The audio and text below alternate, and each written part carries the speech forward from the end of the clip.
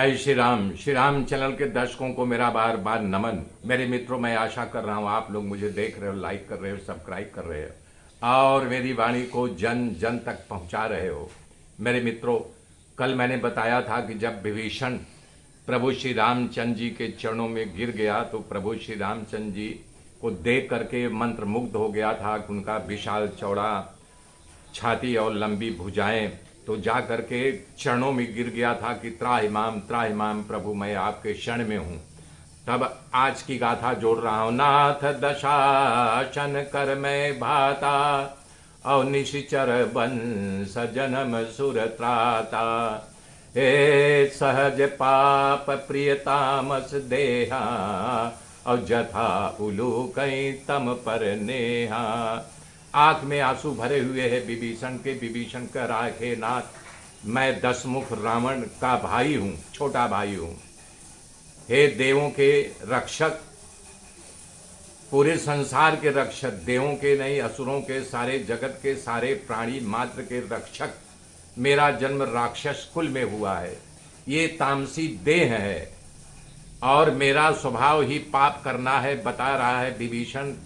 यहाँ सत्संग कर रहा है एक प्रकार से, क्योंकि हनुमान जी उसे अपना शिष्य बना लिए थे। रावण के यहाँ तो सत्संग होने नहीं पाता था। जो राम का नाम लेता था उसे प्रताड़ित करता था। रावण केवल एक ही था, विभीषण, जिसको दंडित नहीं करता था, इसलिए वो अपना मंदिर बना करके वहाँ रहता था।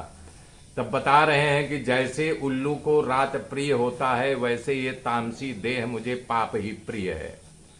अरे समन सुजस सुनी आय हूँ प्रभु भंजन भव भीर और त्राहि त्राहि आरती शरण सुखद रघुबीर।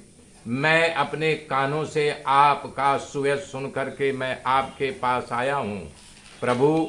मैं त्राहिमाम करके आपके चरणों में गिरा पड़ा हूँ। हे प्रभु, इस संसार के भय का नाश करने वाले, हे दुखियों के दुख को दूर करने वाले और शरणागत को सुख देने वाले श्री रघुवीर जी, मेरी रक्षा करो, मेरी रक्षा करो, त्राहिमाम। तब श्री रामचंद्र जी सुग्रीव आदि वानरों की ओर देखा, मानो सुग्रीव से कह रहे हो कि हे सुग्रीव, तुमने कहा था कि इसे बांध को रख दो, तो लो सुग्रीव, मैं उसे बांध रहा हूं। लेकिन सुग्रीव बोले हैं, प्रभु कैसे? बोले, मैं अपनी भुजाओं से इसे बांध ले रहा हूं। तो बाबा ने कलमबद्ध किया है, अस कही करत दंडवत देखा और तुरत उठे प्रभु हरस विशेषा। हे दीन बचन सुनी प्रभु मन भावा और भुज विशाल गही हृदय लगावा। विभीषण ऐसा वचन बोल करके प्रभु को दंडवत किया, जमीन पर लेट गया। उसे देख करके भगवान हर्षित हो गए। अब विभीषण के दीन वचन को सुन करके प्रभु को बड़ा अच्छा लगा और उसे उठा करके तुरंत अपने लंबी लंबी भुजाओं से बांध करके अपने सीने से लगा लिया। नाना भाई लक्ष्मण सहित सबको गले मिलने के बाद श्री रामचंद्र जी ने उसे अपने पास बैठा लिया। भक्तों के भय को दूर करने वाले श्री राम ने कहा, लंकेश। लंकेश शब्द सुनते ही विभीषण बोला, रे बाप, जब मैं लंका से चला था तो मेरे मन में ये था कि महाराज सुग्रीव के किष्किंधा का राजा बना दिए, उनके बड़े भाई बाली का वध कर दिए, तो मैं भी जा रहा हूँ, अब जो है हो मैं भी लंका का राजा बनूं था। इसलिए भगवान बोल रहे हैं, लंकेश। ये सुनते ही विभीषण के मन में विचार कर रहा है, श्री राम जी के पास जा रहा हूँ तो उसी प्रकार श्री राम लंका का राजा बना देंगे। लेकिन इन विचारों का मंथन करने के बाद विभीषण त्याग दिया कि रे मन, तू मुझे कहाँ भटका रहा है? तो मुझे भटका नहीं, हम तेरे बहकावे में तेरे छद बेज को जालता हूँ कि मैं बिल्कुल नहीं भटकूंगा, मन तेरा कहना नहीं मानूंगा। तब प्रभु का हंस करके कह रहे हैं कि लंकेश, तुम परिवार सहित कुशल मंगल से तो हो न? तुम्हारा निवास गलत जगह पे है, जहां पर दिन रात दुष्टों की मंडली बैठती है। ऐसे में हे मित्र, ऐसी दशा में तुम्हारा धर्म कैसे निपटा होगा? तब विभीषण बोल रहा है कि प्रभु, कि मैं खल मंडली के में नहीं हूं, खल मंडली मेरे अंदर। बोले मतलब बोले रावण, कुंभकर्ण, अंगद, ये सब तो इनसे हमसे कोई लेना देना नहीं, खल तो हमारे अंदर ही बचा हुआ है। बोला है काम, क्रोध, लोभ, मोह, मत्सर, ये सब हमारे अंदर है, तो इससे मैं मुक्ति पाना चाहता हूं, उनसे मुक्ति से हमारा कोई लेना देना नहीं।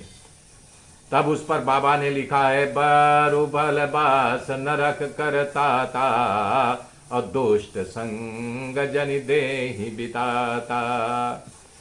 तो श्री राम जी ने कहा, हे तात, नरक का वरदान मिले तो नरक में रह लो, परम दुष्टों का संग मत करो। कि भगवान अपने श्रीमुख से कहा है, नरक में जाके नरक भोग लो, लेकिन दुष्टों का संग मत करो। तब विभीषण ने कहा, अब पद देख कुशल रघुराया, और जाओ तुम की निजान जन दाया। विभीषण ने कहा, हे रघुनाथ, अब आपके चरण का जब दर्शन हो गया है तो मैं कुशल हूं, अपना सेवक जान करके मुझ पर कृपा की है। और तब लगे कुशल जीव कहूँ सपने मन विश्राम, और जब लगी भजत न राम कहूँ शोक धाम तजिकाम।